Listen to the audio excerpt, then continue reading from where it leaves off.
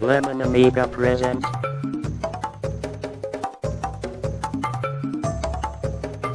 A Playguide video review. Sit back and enjoy the show.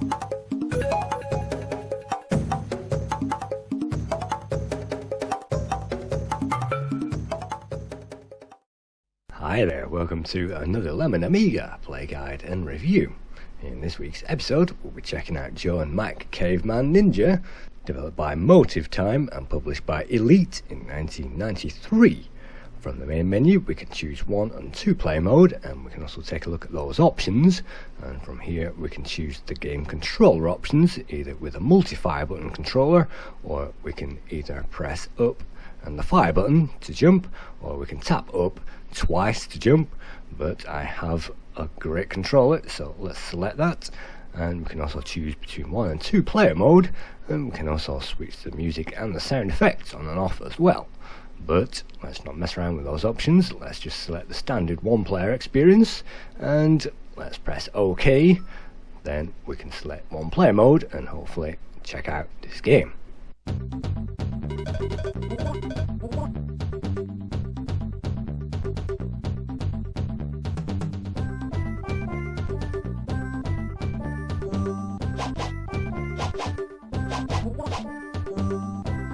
In this game we play as a caveman ninja, and that was actually a misinterpretation of the original name of this, which appeared in the Japanese arcades and published by Data East.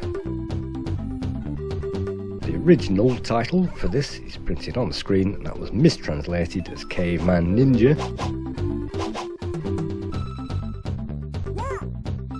But you can see that this game is a kind of a platformer based in the past, and in this game we have to traverse a landscape full of deadly critters and huge great dinosaurs and cavemen determined to throw boulders, and just like Turrican we can jump on their heads to kill them, and we can also fire an unlimited supply of axes in this case. And yes, there are power-ups in this game.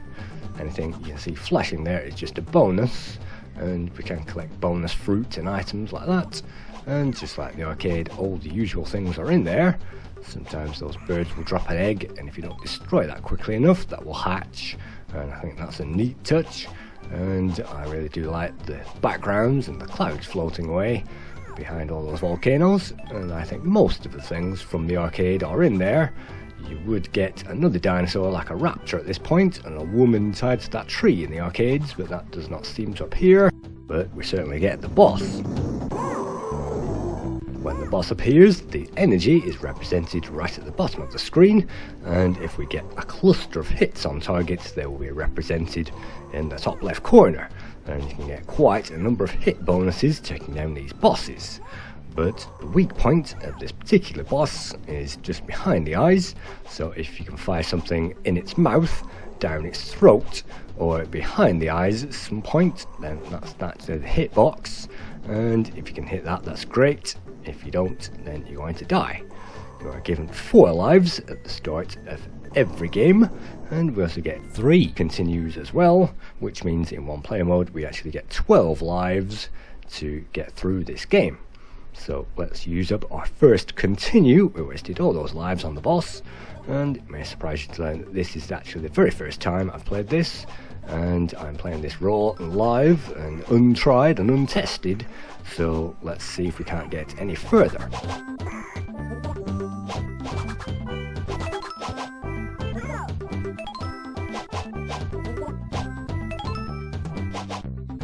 Even if the player isn't very familiar with the arcade, I think its graphics are still good quality, and you can see that they reduced the overall screen size, just like Liquid Kids and games just like that, just to try to get more of an arcade feel in this game.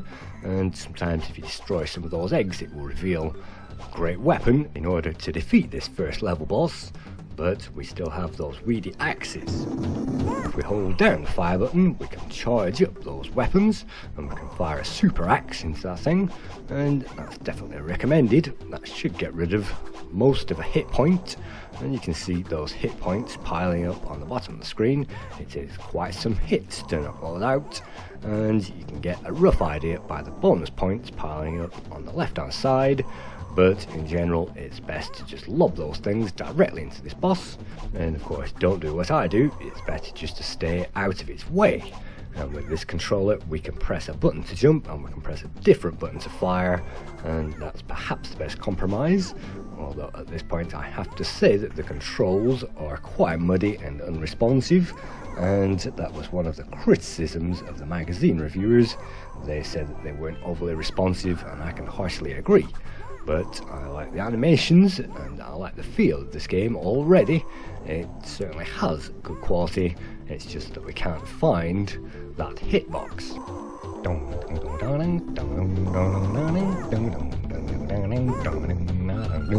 Have you ever played a game that's driving you insane? You cannot take the pain of another journey. Have you ever faced a beast that you should have beat with ease? Have you ever been robbed of sheer and certain glory? On the hitbox. On the hitbox. On the hitbox. On the hitbox. It's a game that's a pain with a feeling of disdain, because the programmers couldn't fix the blaming coding, and it's the one thing that keeps me from scoring. On the hitbox. On the hitbox.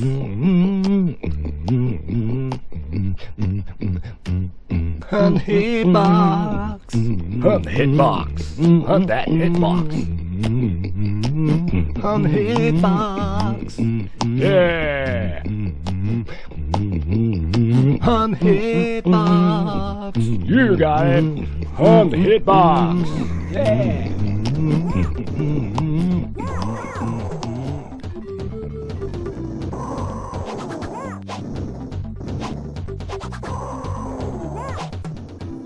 Eventually, with enough super axes thrown into that thing, it will keel over and die.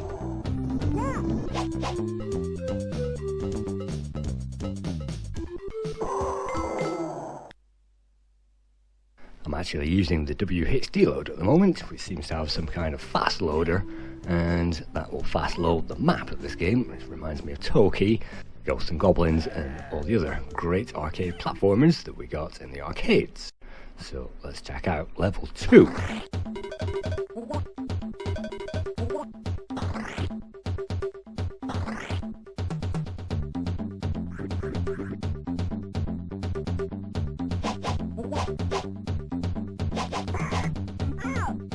the second level, or the second stage as this game calls it, you'll find a very nice waterfall effect and some more man-eating plants, which are very cartoony and very well drawn. You can see lots of detail has been packed into these graphics, from the rocks and the grass, but also the waterfalls. But you can also see some water on the very bottom of that screen, and the water is actually a mirror, and it will mirror all the fish and all the rocks and all the missiles and all the bad guys and even us. So as you are travelling through this level, notice the sculptures in the background, the great animations, but also the mirror effect in the water.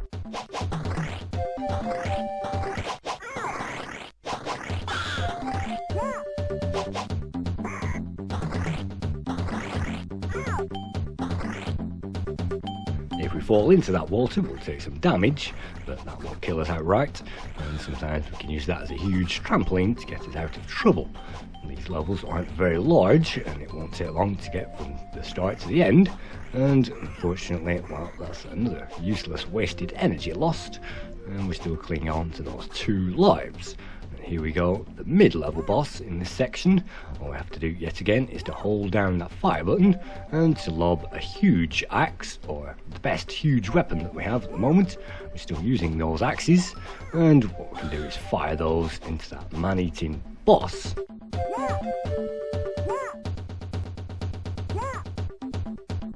You can see for some reason the boss's energy has been moved to the top of that screen, but just like the little shop of horrors, that thing needs feeding. And I've seen those movies, the original and the remake of course, with Rick Moranis, and they're both great movies.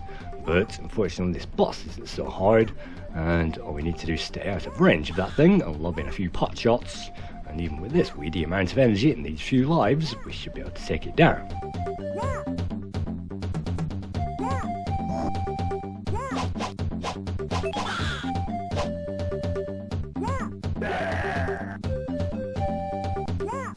Just like the little shop of horrors, that thing will go "Wah!" when you must have hit it a few times, and that's a sure sign that one mega drop of energy has been released from that bar, and we only have 3 more mega drops of energy left to go.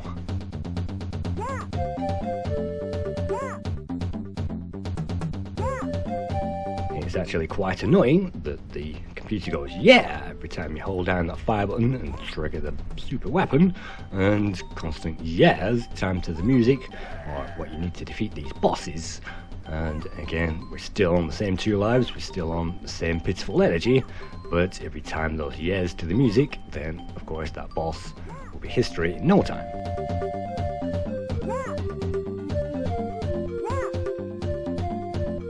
I like the thematic music, I like these great graphics, I like these huge enemies and these sound effects, but I also love the animation and the mirror effect, and I really do appreciate the mirror effect on this level. It's not something that the player will actually notice whilst they're actually playing this game, because if they do, they'll get their ass kicked.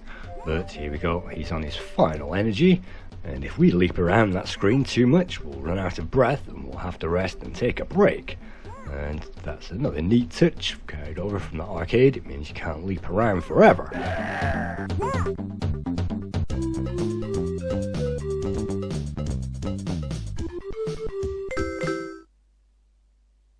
At the end of all that, the boss seems to be signalling some kind of code, but I cannot really work that out.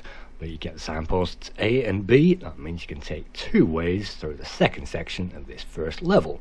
So I'm going to choose the B route. Having not played this game before, I have absolutely no idea the way I'm going, and of course I've never actually got off level 1 before, so we are going through this virtually blind. So let's load up that next section, and I think it gives us some great animations as well on the intros to those. It looks like some kind of falling asleep guarding an egg for some reason, but here we go. This is an ascension level, so now we can see some smooth scrolling as we ascend, and very smooth scrolling in fact, and it's not very hard at all because these levels are quite short. We can simply use our super jump if we like.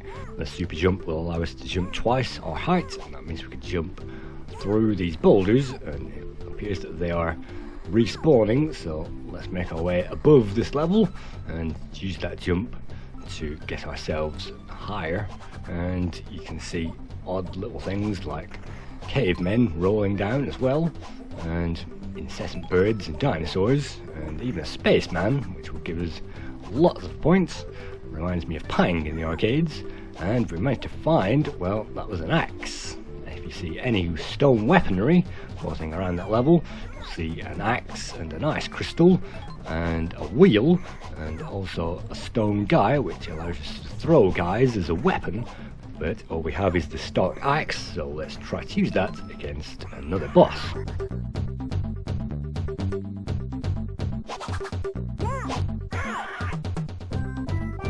When we hold down our fire, the circular motion of the character in the top left corner will change, and that means we can lob something towards that boss. But you can see too much jumping around again means that we've unfortunately run out of energy.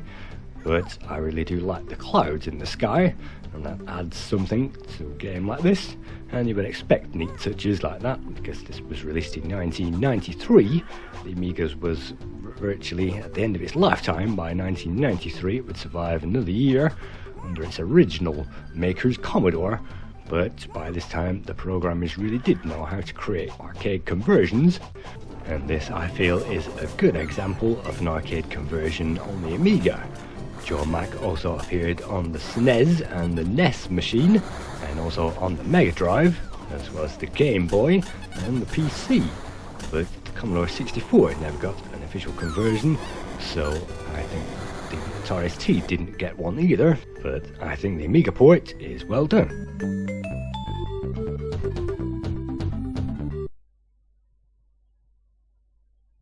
Let's use up our second continue. Let's try to get somewhere in this game. And yes, we are still on level 2 at the moment, or stage 2 as it calls it, which is split into 2 in itself, and it's relatively easy, and this section reminds me of Grisor on the Commodore 64, known as Contra everywhere else. And you can see I'm picking up a stone item. That's actually an ice crystal, as far as I know, and that will now throw ice bullets at our enemies, which fires in a straight line, which is much easier, and that's the first weapon upgrade that we've found so far in this game. And if we hold down fire, that will throw a very nice straight weapon towards the boss. And so now that we are ascending that level, let's try again to find that boss, and another alien. Let's grab that.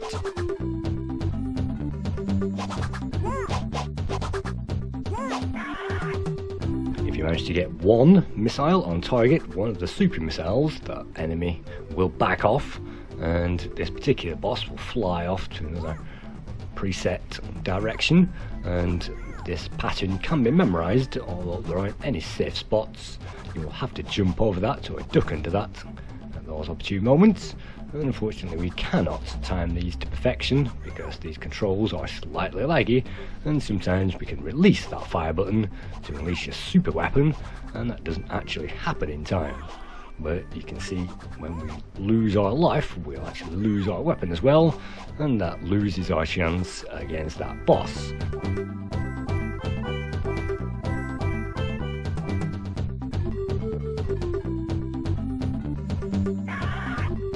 Hopefully, by learning the pattern, you can time these maneuvers, and by timing those, holding out the fire button and releasing, well, before that point actually, then hopefully you can lob something into that boss and not take any damage. But of course, this is the first time I've played this, and so learning to time those tricky maneuvers isn't very easy.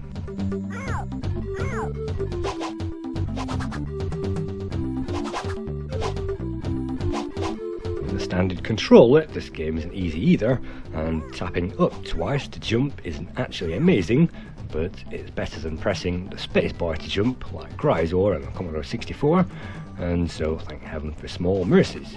But unfortunately, this game is a compromise as far as the controls go, and I think they could have been tightened up, and I think when we release that fire button, it should release something.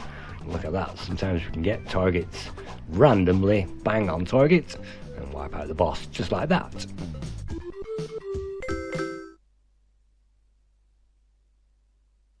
On we go to stage 3, and on stage 3 we move landscapes yet again, and there are a variety of landscapes in the game as you would expect, and anyone who's played the arcade version will be right at home with this, but the loading just takes some getting used to. You can see the dinosaur, the raptor, which should have appeared on level 1 before we get to the boss, but you can see that is in the game. It's just that it takes to level 3 to actually present that to the player, and that is a dangerous animal. You really have to jump on top of that and knock it out, and if you can't, you'll just have to hope that you have a good weapon. You can hold down the fire and pull back as well to jump through platforms, which I learned at my cost, and that's yet another carryover from the arcade original. But it's very easy to lose lives in this game, and so let's use our third and final continue, and hopefully this time we'll be given yet another 4 lives, and we can even press the fire button to skip the introduction sequence.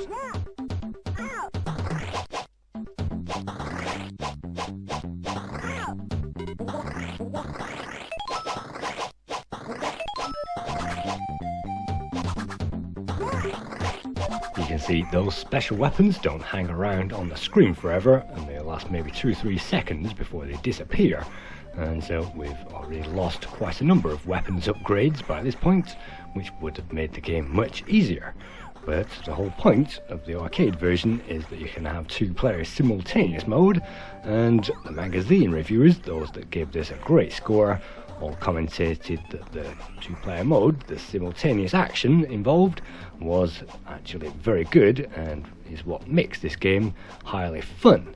In the 1-player mode, the nearest we're going to get to that is another special weapon, which is a clone weapon where we can actually clone ourselves and use that as a weapon. And using that against this boss, which is the easiest boss in the entire game, all you have to do is to hold down fire button and simply use whichever weapon you have against this boss, and the energy should fall off pretty quickly. And I can't actually see an energy bar with that, but you can see that boss is now over, and that's simply a mid-boss. So let's use our favourite weapon and again choose our direction. Just like Liquid Kids, this game features a number of alleys to the same area, and you can choose which way you want to go. So at complete random, I wanted the B route, but I ended up going the A way, so let's move on to the next section.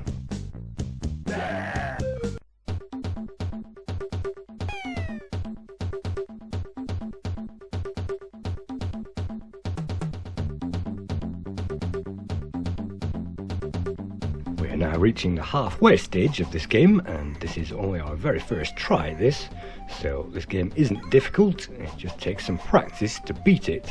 And at the halfway stage, just like Turrican, it gives the player a break by giving them a vertical section in which we can fall down, and we can miss that alien there, but with this special weapon that just makes it easy to gain score and to destroy all these guys.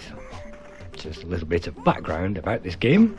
It was coded by Robert Mann, who basically didn't code anything else for any of the game on any of the machine as far as I could find, although he's credited with creating the tune to Dragon's Lair on the Super NES machine, and that's all the information I could find about Robert Mann. And he created the code and the graphics and the music to this game, so it was a one-man band effort, and so as a solo project I think this is extremely well done indeed. This game was also created under the banner of Motive Time, and on the Amiga they also released Gremlins 2, the new batch, in 1990, and Arnold Palmer's Tournament Golf in 1990. And Motive Time, those are the only 3 titles I could find on the Amiga.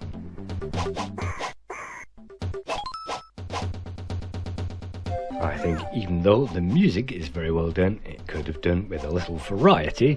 It is suitably Stone Age, of course, but that does not change from level to level, and once you've heard that repeating, it tends to blend into that background. But the range of sound effects on offer are pretty well done, apart from the constant ow and yeah every 5 seconds, and that certainly gets pretty annoying. But as far as the graphics are concerned, you can see this waterfall does not have any animation, and it's a slight letdown, but maybe they simply ran out of time to complete this, I'm not quite sure. But you can see we've managed to pick up another pickup. We've lost the great weapon, but we've picked up the ice laser instead, and so that ice crystal, whatever that may be, we can now fire that against the boss. And this is the final boss I'll be showing you in this game, basically because I never got any further with it. I have 4 lives remaining using our last continue, and the boss's energy is on the bottom of that screen, as you can see.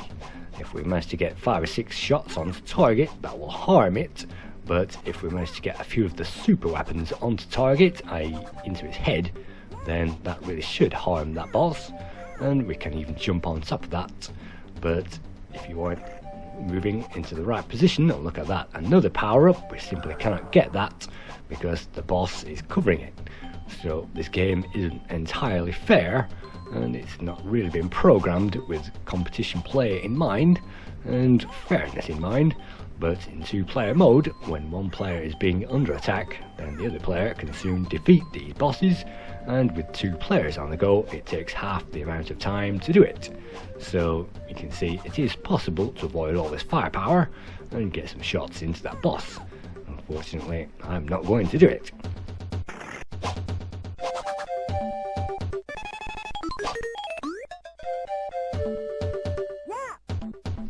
on to the scores. The lowest score I could find, well, the joint lowest actually, was from Amiga Power. Stuart Campbell was in a particularly foul mood reviewing this game, and he complained about everything, including there was no text on the options screen, there was simply graphics, and he complained about the sluggish control system, and the fact that it took so many hits with a very weedy weapon to take down those bosses. And I can certainly see where he's coming from that. But he complained that Kid Gloves was slicker than this, and anyone who's seen the very public domain like Kid Gloves may not necessarily agree with that. And he closed out his 22% rating by saying that this game was a lump of crap. Well, Stuart Campbell, unfortunately, was sacked from Amiga Power after this review, but this was 1993, and so unfortunately, Stuart Campbell, when I read that, I didn't touch this game with a porridge pole after his recommendation. But after all these years, this is the first time I've tried it, and actually it's not so bad. So Amiga Power gave this 22%, the One gave it 22%, the current score on the Lemon Amiga website is 57%, Amiga Format gave this a quite healthy 74%, CO Amiga gave it 78%, and Amiga Action, in this case, gave John Mac Caveman Ninja the highest score with 79%, particularly praising the two-player simultaneous action mode. So all of that put together makes sure that this game gets at least a 6 out of 10, and that's the average score for this game. But as you can see, I've wasted a lot of energy on this boss, and we are down to its one final point of energy, which does take some hits to knock out. That's the first mega wallop into its head, and we'll need probably 4 or 5 of those on target to knock out the energy, and we can jump on top of the boss, but that's an easy way to get killed.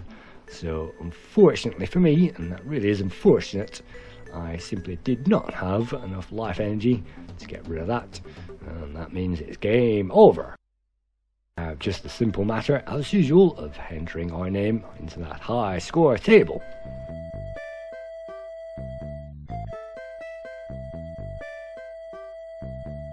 We get a change of music and a few funky icons to choose from. Just like Turrican, we get a few extras to choose on the high score, and that's fine as far as I'm concerned. Not quite sure why what looks like vid or maybe X up is on there. Not quite sure what that is supposed to say, but that's our game over.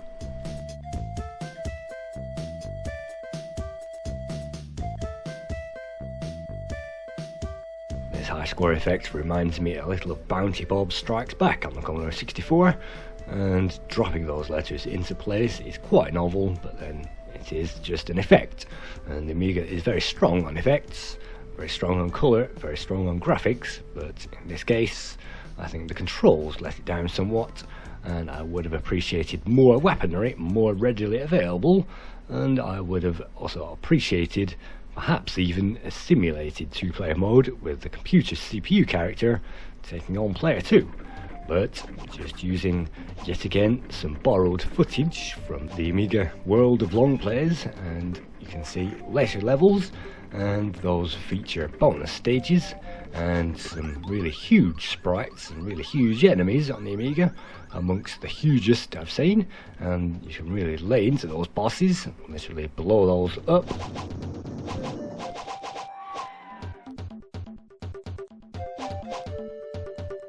And I think that the environments are great, the atmosphere is great, the special effects, the cartoony atmosphere, you can see the cavemen and even flying machines, and a great lightning effect.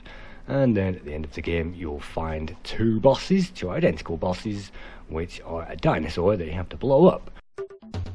You can see the best weapon in the game there, the what looks like a grinding millstone, and that should get rid of it no problem. But this game is colourful, and it certainly is one of the great Amiga conversions, but unfortunately, to my mind, there is just something a little missing to make this into a classic. Thank you for watching the Lemon Amiga Playguide and review.